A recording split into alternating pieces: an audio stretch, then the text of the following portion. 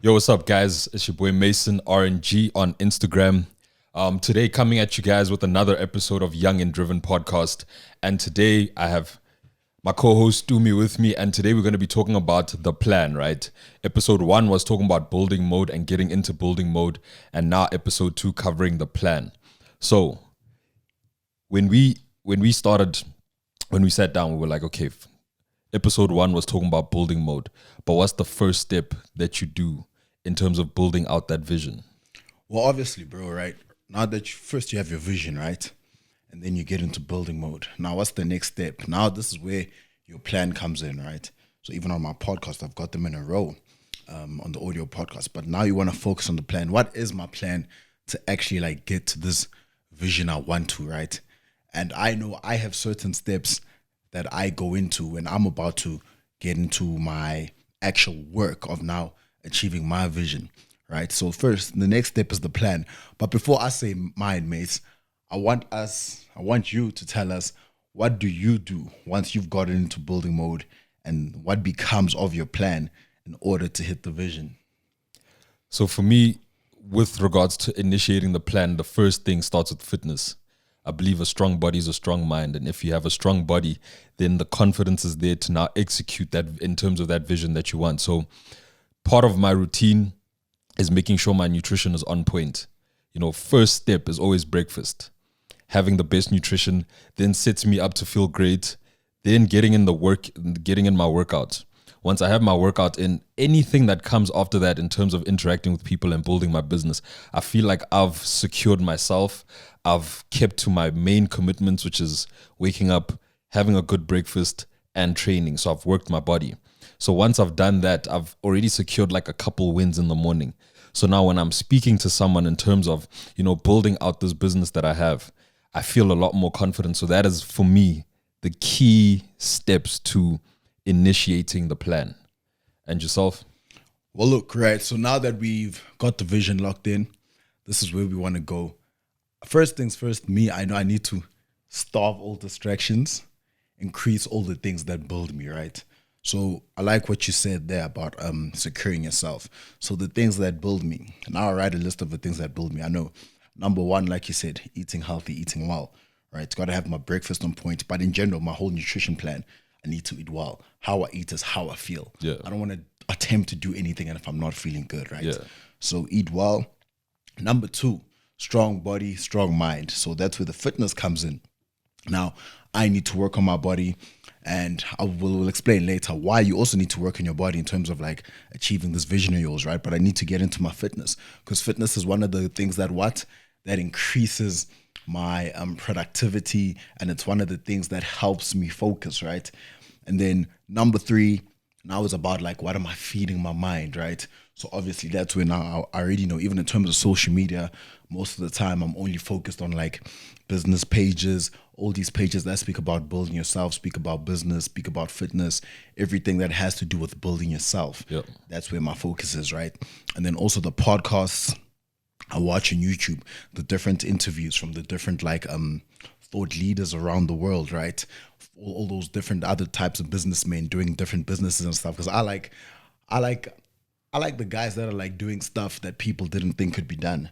So those are always like the business guys like I'm watching, like in the US, in the UK, always doing like new innovative stuff. You know what I'm saying?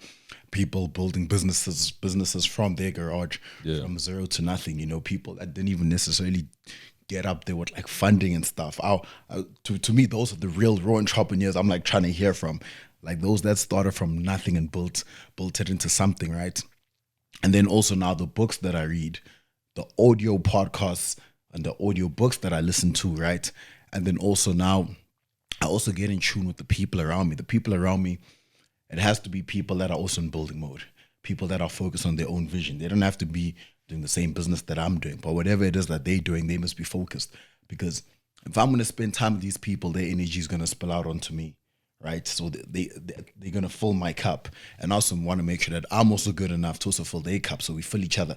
But if you're not going to fill my cup, then I'm not trying to spend too much time around you when I'm in that building mode, when I'm chasing my dreams and stuff, because my conversation could be about like building, trying to like get my mind right. I'm trying to get stimulated, and then you speaking about something that has completely nothing to do with that, right?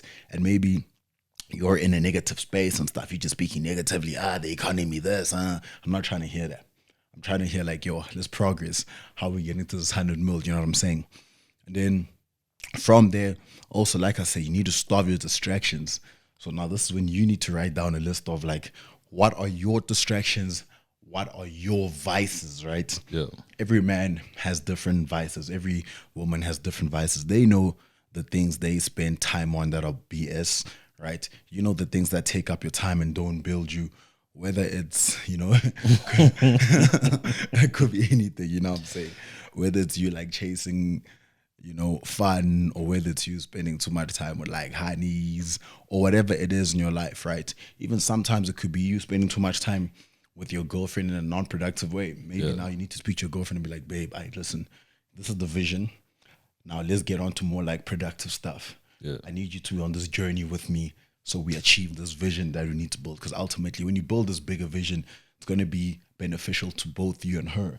So also now, she also needs to understand that now you're also in like a space where you are now building and like you are working, and now you become obsessed with the work, And like I said, you starve your distractions and then increase intensity with the things that build you. So like your fitness, the audio books, and I'm always watching stuff that's building me. And then even on social media, only focusing on things that build me, the people around me, also the leaders and stuff. And that's my next step, right? So getting rid of the BS, increasing the good things. So for someone that's new, right, it's something that you said, starving your distractions, and sometimes choosing the right people to hang around with is very vital to that. But someone like yourself who's been in business for a couple of years, right, it's like now you're fine-tuned to understand who's with you in building this vision and who isn't. But I've noticed, like in the gym, there's two types of guys, right? It's either I go to the gym with you and I'm always trying to show you stuff on Instagram, which is distracting you from actually maximizing the time that you have in, let's say you have an hour to train. It's either you training hard and we are pushing each other, or I'm distracting you every minute. Yo, bro, check this out, check that out, right? And that now comes down to, let's say, the new person that's looking to start their journey now, looking to actually build out their dream. That sifting method of, in the beginning, having someone that isn't equally yoked to you in terms of building your vision, you don't really notice the effect that it has on you. Maybe it's your first year in business and you don't understand that like the people that you keep around you, it's small actions, but you don't really notice the impact it has. 100%. What advice would you give someone like that's just getting started out in terms of like sifting out who to be around and who to starve? Well, number one, right? That's why we say, if like you're just getting into business now, that's why you need to prime your mind. You need to starve your distractions and focus on what builds you. So automatically, I'll be watching things like podcasts, people speaking about business, people building themselves. And then I watch the people moving. And then I watch their behavior that, oh, damn, these people are always with these types of people that are building and whatnot. Oh, wait, this guy is not like drinking much. Oh, wait, he's not partying much and whatnot. Then I need to see that these people I'm around, are they emulating these people that I'm trying to be like? So sometimes that's where you can do comparisons. You must never compare your life to anybody else's, but now you can compare the behavior that is this person behaving the same way as these people that are building their lives and that have maybe got a bit of success or whatever in their lives, right? Yeah. The activity and whatnot. If I'm seeing that, nah, man, these people are always like grinding, they're always building something, they're always working on something, and then you always trying to get me to like drink, and then you always trying to get me to like party, you always trying to get me to like chill and smoke weed and stuff, I would automatically know that nah. And then even if I'm new in business, if I'm listening to these podcasts such as now, if I'm reading these books, if I'm watching the stuff that builds you, a lot of the time those people speak about what to avoid. So I'll listen to this and I'll be like, damn, I need to avoid that, So it's being able to acquire the information, acquire the knowledge, and also look for it and then apply it in your life. Yeah. And see where you're going wrong in your life and where you could maybe make better decisions and better choices. And especially like when you're getting into that building mode and stuff, you must not be afraid to like lose people. I think a lot of people get like nervous when it comes to, oh my word, I'm losing these people in my life. Oh my word, he's not my friend anymore. Oh my word, they're not receptive to me anymore. Oh my word, they think I'm weird. They don't include me in the group anymore. Whatever, you know. Even maybe what the person you're seeing telling you, oh my word, you work too much, whatnot. You need to be headstrong and be able to tell them that, yo, this is my grind. This is my bread and butter. If I don't do this, then how are we gonna eat? You know, and if that means that you must leave, it's fine, leave. 100%. It's interesting that you actually say that, because I know one of my vices was alcohol, right? Alcohol, I get too excited and then I just start making decisions that go left and I start going down like a dark tunnel, because it's like a slippery slope. So when I started in my business, I said, yo, I need to stop drinking to build this body, to show people how far you can actually take it. And the friends that I had at the time were always having fun because they had access. It was all about access. And then as I started separating myself from the group, I started seeing, no, man, like some things I'm not invited to, even if it's just like a Saturday, everyone's just together. I'm not invited. And at first I'd feel bad.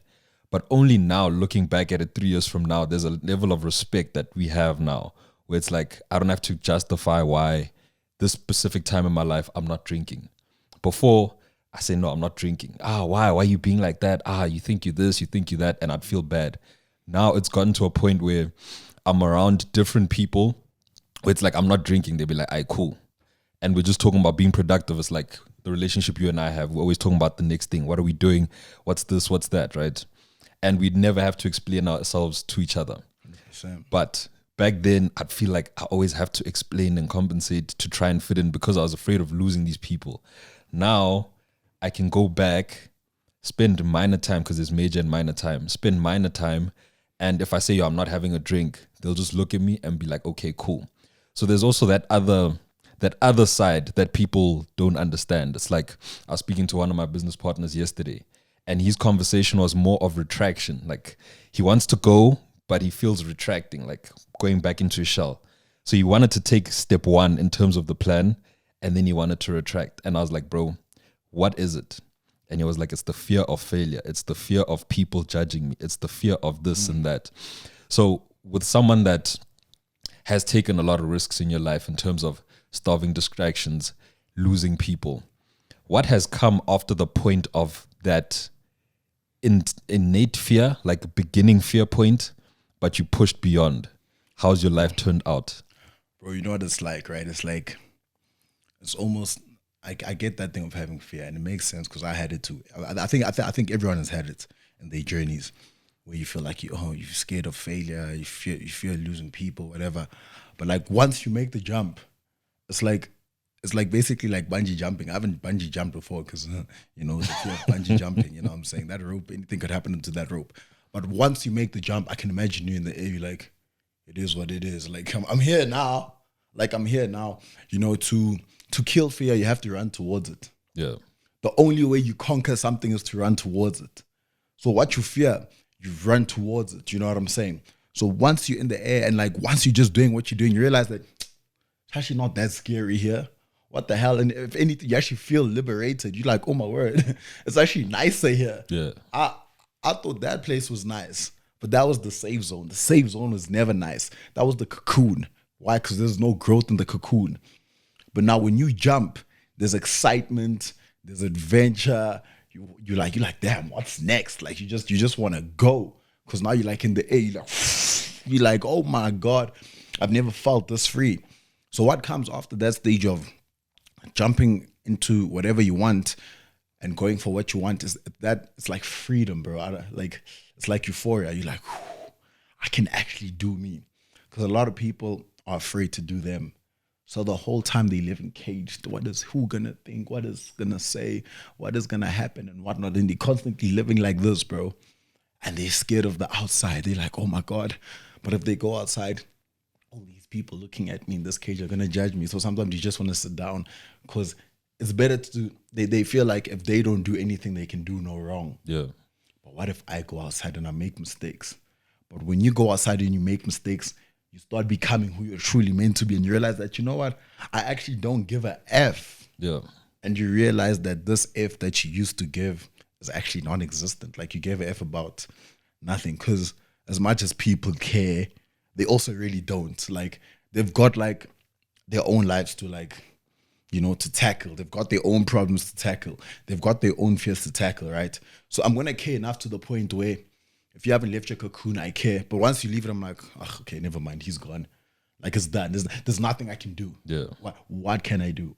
But I'm gonna chill around and speak about it. Oh my word! Did you see Mason's going for his dreams?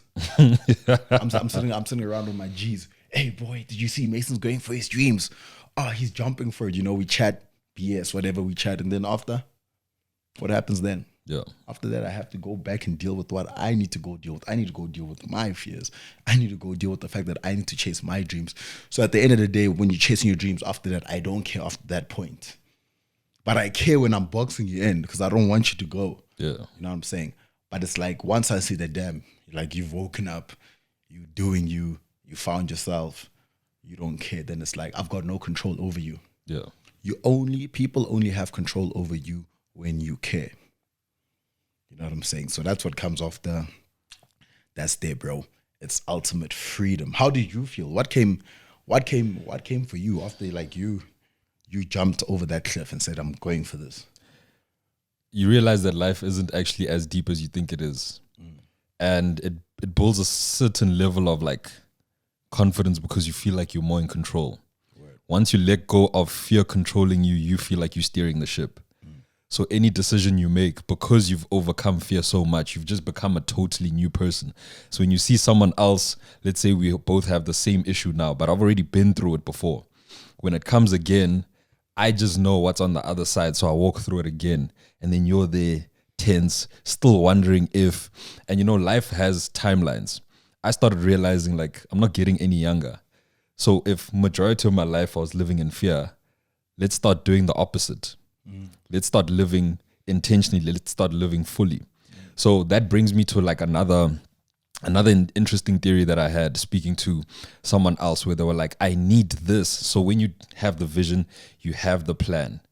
A lot of times people negate starting the plan because they start creating the excuses of I need this first. I need that. I need the 10K to do this. I need that. I need funding. I need that. And I started realizing as much as, life is about opposites. So the opposite of fear is courage. The opposite of failure is winning. Everyone focuses on the failure and not the possibility of winning.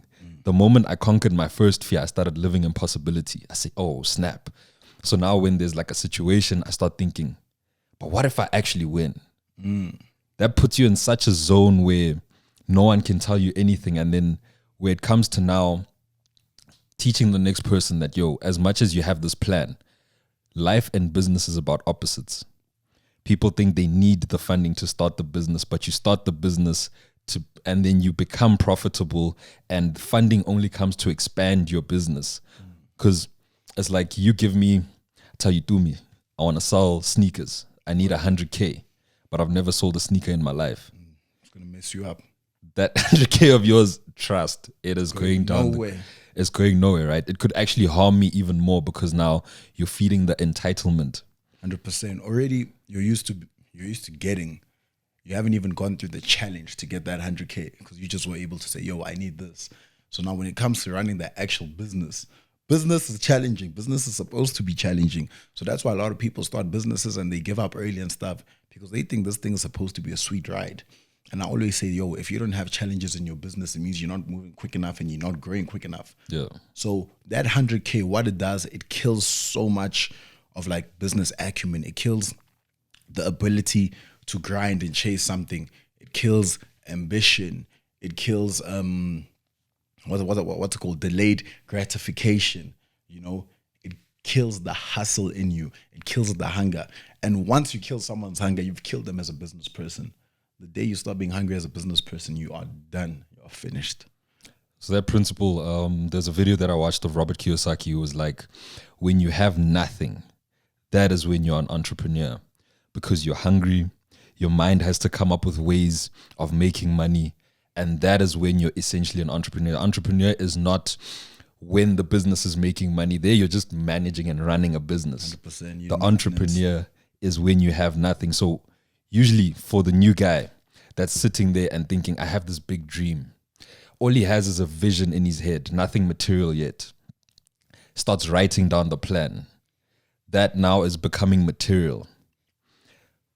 The point of initiation is that a lot of people talk themselves out of it, thinking to be an entrepreneur, I need to have.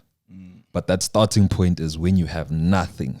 That is when you're an entrepreneur. So it's like when we both started our journeys, we both started for our own individual reasons. But you didn't start with an M4. No, I didn't start with none of those things. Right. You started with nothing. And it was now the creativity behind it. How do I? That's the right question, I think, from the questions that people should be asking themselves, from the vision to planning. So now the next question is how? Yeah, how do I actually start this thing? And the more you ask, it's like, it's so crazy when you come around entrepreneurs, bro, and you ask questions. They're not stingy with information. Oh no, 100%. Especially like you're younger and like international entrepreneurs and stuff. But a lot of the time, guys will give you game. That's why you need to ask the right people. I mean, there are some people that won't put you on game. That's why we said at the beginning, you need to identify the right people. Yeah. A lot of people are stingy with information, but there's also a lot of people that aren't. So you need to identify the right people to work with and to ask the questions and stuff. And you need to find the right people. But while we're on that, I love the fact that you spoke about the how and the questions, because I think that's the third step. But I think we're going to leave that for the third episode. So guys, hope you guys enjoyed the Young and Driven episode today. Step 2, the plan. And next one, I think we're going to break down what happens after the plan. Where do we go from there? And because I think after the plan, that's where the real work comes, right? Yeah. That's where now we start speaking about action. But without taking any more time, shout out to my co-host Mason. Stay young and driven. Hope you guys are enjoying the episodes. Make sure to like and subscribe. Make sure to follow Mason, Facebook, Twitter, Instagram. Make sure to follow me, Facebook, Twitter, Instagram, and TikTok. Follow Yes, all of our social media platforms, because on all of them, we've got different information and different content we are giving out there. And I hope you guys are stimulated, and I hope you guys are ready for next week's episode, The Action. Peace out. Have a great day. Let's go.